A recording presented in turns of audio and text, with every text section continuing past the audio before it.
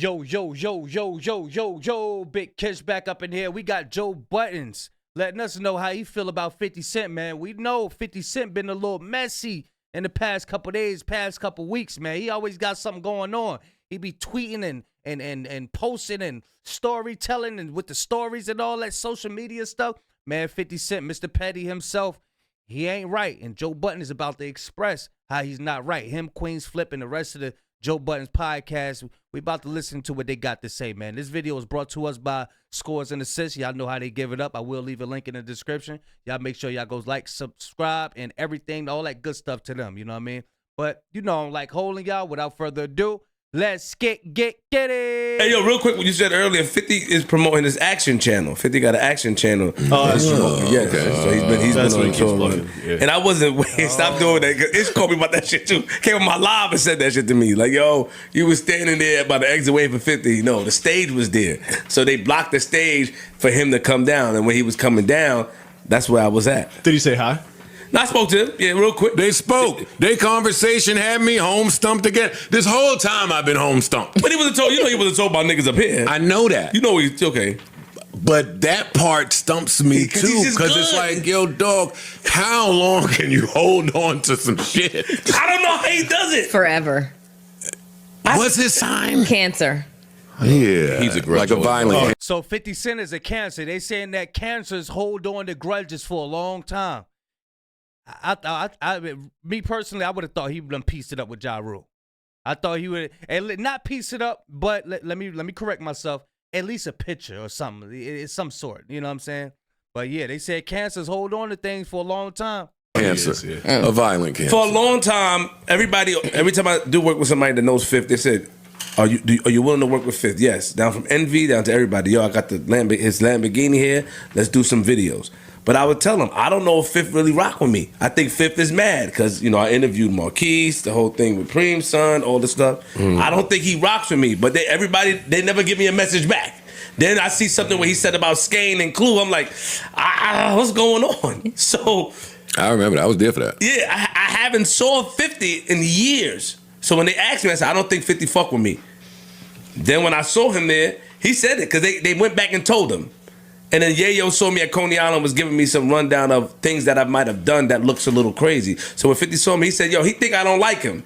But I don't like the niggas that be around you. It's a mind fuck. Like, it's so much niggas I be around. Like, who could he be referring to? So, But he's another one with that Yeah. tick I be referring to. yeah, you said that, Joe. No, dead ass. What tick? He's a brilliant thinker. Yes. Oh, yeah. I think that there are some people that have succeeded no matter whatever you put in front of them. Some people that's just too resilient. And with that resilience comes another side to be able to deal with whatever's coming. I think 50 has that. I think Hove has that. Yes. Some of the black people that have made it, like past music, Kanye, they got a tick in their brain that enables them to think differently. They think differently. Yeah. That's what I'm saying. 50 got another thing, though, that... And it shows in their success as well. You being able to, you know, reframe yourself from, you know, certain things and being able to put up blocks, being able to stand your ground on certain positions, holding that grudge. Those type of behaviors actually benefit them in their success. So, you know, everybody got their own little, you know, powers, so to speak, that they have to help them. It's just up to you to find what yours is if you haven't found it yet. Let's get it. sometimes makes me uncomfortable. And I've seen it up close when I've interviewed him, and I've seen it from a distance.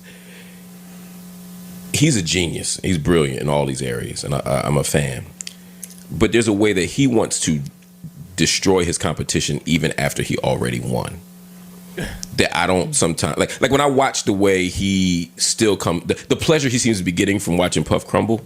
If I was like, yo, he just hates predators, cool, but it don't feel like that.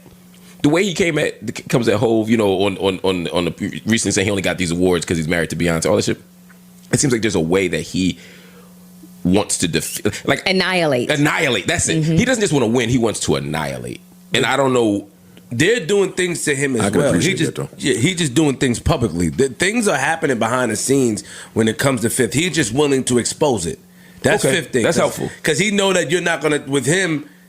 Let's not forget, 50 did come a long way when he was trying to get on.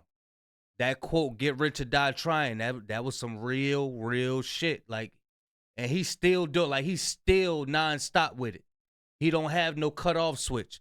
He holds a grudge to the point he actually remembers when he trying to get on. When he was trying to get on, everybody who put up a door or try to stop him in any type of way, form or fashion, he's going to remember your ass. He might act cool with you or whatever, but he did come public and say he really don't have a problem with Puff Daddy or Jay-Z, but in their worst times, he's right there to, kick a dog while they down. So I really don't believe that. In my opinion, that he know that they're not going to take it but so far when it comes to him because he's willing to go as far as you're willing to go. Right. So he could just say whatever he wants. Like, but it's just niggas is doing funny shit behind the scenes. Okay, that's helpful. I'll leave it at that. And again, none of these niggas are friends, right? Sure. Like even through the lens of friendship, I think there's some people that recognize these people, even if I'm standing next to them, are competition. Right. Until when, though? That's all I'm saying. When is enough? When do you just say I won and I don't give? I'm already home. The people that I think he continues to talk about, you never get that I won moment because you're talking about Puff and Hove. Yeah. Two of the black billionaires that before all of this scandal. Yeah. How many instances did you get to pop out and feel like you got the better of either one of them? But look at this real quick, Mark. Sorry. When he speaks about Hove, he said Hove tried to, you know the story, tried to prevent him from doing the Super Bowl until M stepped in. Now with 50 a Queens nigga still the street, like he think, okay, now you being funny. You still doing funny shit, niggas past music, and you still doing things to sort of either eliminate or remove the competition when I'm not no competition to you. They on two different paths to me. I think Hove has that. That's what he meant by things are still going on in the background. Because we don't see what Hove be doing to, I ain't mean to call him Hove. We don't see what Jay-Z don't be doing behind closed doors. We only see what 50 do. His counterattack, if you will. But yeah, that's an amazing point right there. That same annihilation. I agree. Yes, it's low key. It is a very different way. Not dropping the album. He's got better marketing on it. Yeah. Yes. Okay, that's fair. That might be right. Yeah, I think he's got that same. Every time Nas dropped the album, Hov dropped an album. That shit wasn't coincidental and nobody said nothing. Yeah. He's like, who does that? Right. And he just get away with it. Yo, Nas, salute. Yo, we dropped it at the same time. I don't like that shit. Joe Gore, you know that's foul, Joe. That is foul. Every time. He has done that a couple times. Every time, Joe. That's nasty, son. I know Big Face Gary and Dame Dash got an interview out now where I just saw it on the way over here where Gary is telling Dame, yeah, Joe Budden was talking about he ain't get his Roc-A-Fella chain. and Dame said, yeah, Hov wouldn't sign off. He said, and Joe, he never signed off on Joe putting the album out over there, so you can't get a Roc-A-Fella chain if you don't put the album out. Did you know at the time, because Dame's whole thing was he had to be the bad guy because he didn't want to make Hov, he didn't want to say like Hov don't fuck with you like that. At the time, were you blaming Dame for not getting the Roc-A-Fella chain and not getting the budget and not getting the album? No, my focus wasn't the Roc-A-Fella chain at the time. I was trying to get off of a label that I felt no longer suited me, which was Def Jam, or at least get in the hands of somebody that could help me have a relationship with the distributor. So, no, I was going from Def Jam under one regime to Roc-A-Fella. Hopefully, they could get something popping over here. I wasn't thinking about a chain at all. I was trying to do music. And the lack of like movement on that. And I knew that Dame was the one that got me on Roc-A-Fella. Gotcha. That's what I'm at. Okay. Nice. Yeah, Hov and I back then, yeah, we got better as the years went on. And I put that all on me, by the way. I don't put that on him. Even if he had nefarious intent. Like, I don't put it on him. But you put it on you based off of growth now. I put it on me because I was emotionally immature back then. I was. Like, no matter what I was feeling, there's a proper way to go about it. And I didn't have any of that in my 20s. But that's the growth part, because that doesn't negate the fact of what was being done to you wasn't being done. It was still being done to you. Life on life. Things were still being done to you. Life gonna always life. That part is never going to be absent. Yeah, I get it. There's always going to be a point where somebody's doing some fuck shit or some situation. Listen, anything on your plate, you will it to you. Anything in your life, you deserve it. You brought it there. So I feel like that today. So yeah, it's not nothing with me and him. But in my 20s, yeah. And it wasn't just me, but we can talk about that later. What else? Yeah, I liked it that one. I liked it that one. I kind of like, well, not kind of, but I like when my generation of rappers, you know, Joe Budden's, Roc-A-Fella, Dipset, and all of that.